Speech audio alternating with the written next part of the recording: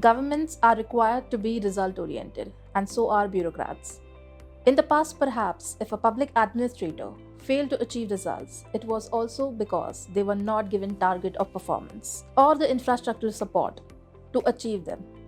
The result-oriented role for officers in the government is intended to be similar to that of the profit-seeking managers in the private sector.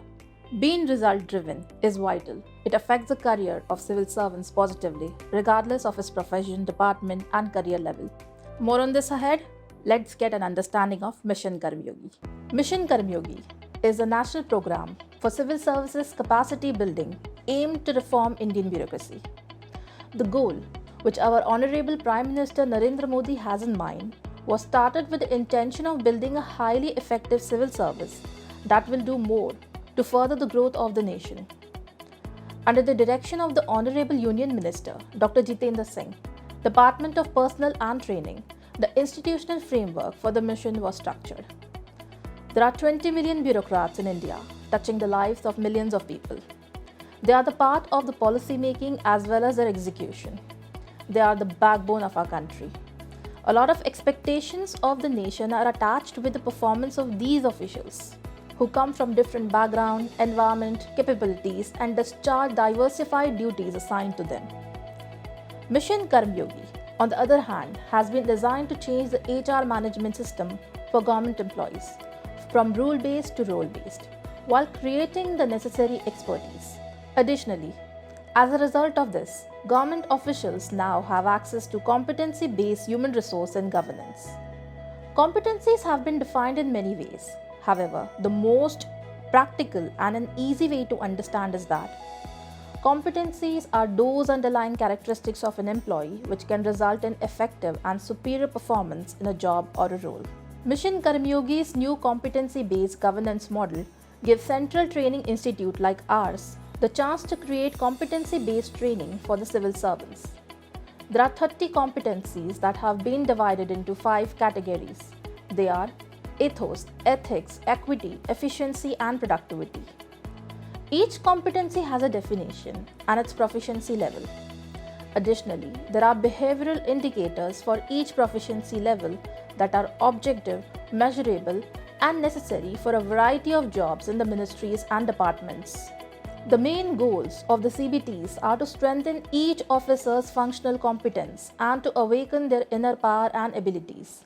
Under the 4th competency, efficiency, today we will talk about result orientation. Result orientation refers to the ability to focus on achieving specific outcomes or results. Individuals or organizations that are result oriented prioritize achieving their goals and objectives over other considerations, such as process, procedure, or personal preferences.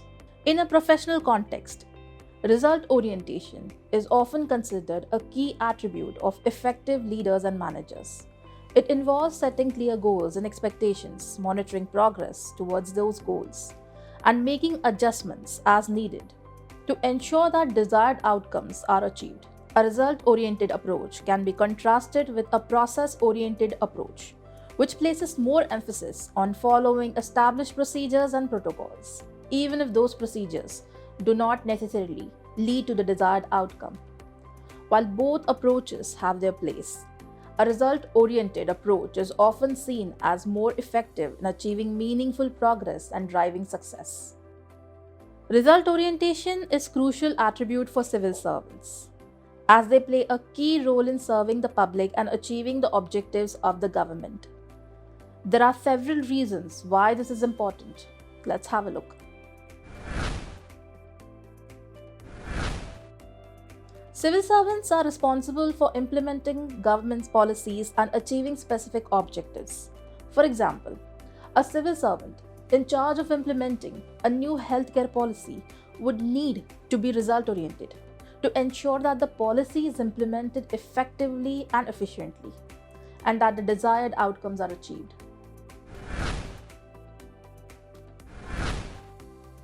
Accountability. Civil servants are accountable to the public for their performance. This means that they must be able to demonstrate that they are achieving measurable results. For example, a civil servant responsible for improving the quality of education in the area would need to be result-oriented to ensure that there are measurable improvements in student outcomes.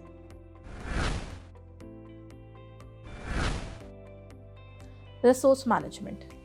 Civil servants are responsible for managing public resources effectively.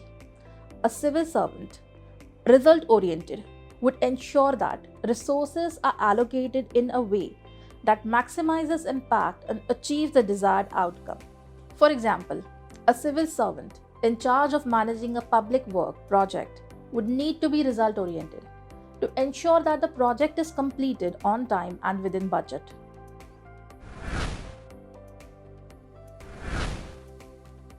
Continuous improvement. A result-oriented civil servant will constantly look for ways to improve their performance and achieve better results. This can help to drive innovation, increase efficiency, and deliver better services to the public.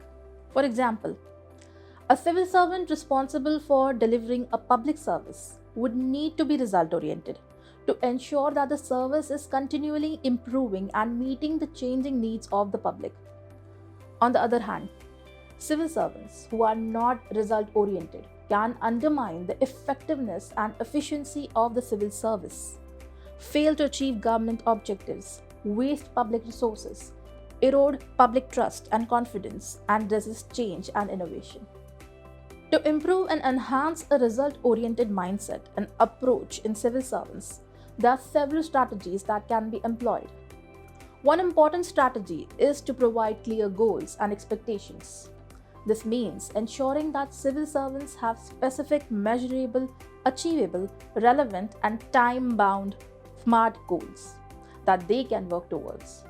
For instance, a civil servant responsible for improving road safety might have a SMART goal of reducing the number of accidents by 10% within a year. Another important strategy is to implement performance management and monitoring. This involves regularly monitoring and evaluating civil servants against their performance targets and providing feedback and coaching to help them improve. For instance, a public administrator responsible for implementing a new public service program might have regular check-ins with the supervisor to review progress and identify areas for improvement. Training and development is another key strategy for enhancing a result-oriented mindset and approach. By providing civil servants with regular training and development opportunities, they can stay up to date with the latest trends and best practices in the field and acquire the skills and knowledge they need to achieve their goals. For example, a civil servant responsible for managing a large project might attend a project management course to learn new skills and techniques. Encouraging innovation and creativity is also important.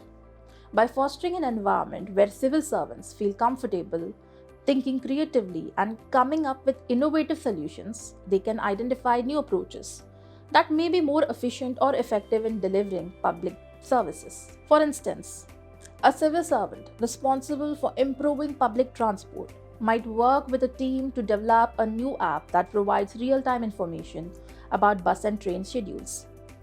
Finally, recognizing and rewarding civil servants who achieve their goals is a powerful motivator for enhancing a result-oriented mindset and approach. By acknowledging their efforts and accomplishments, other civil servants can be inspired to strive for better outcomes. For instance, a civil servant responsible for implementing a new recycling program could be publicly recognized for exceeding their performance targets. After all, a result-oriented culture is about how people behave and what they deliver, and is a hallmark of successful projects. The content is created with the help of the paper submitted by Ramit Maurya under the guidance of IIPA faculty, Dr. Roma Mitra. Mr. Maurya was the participant of the 47th Advanced Professional Program in Public Administration at IIPA. Thank you for watching.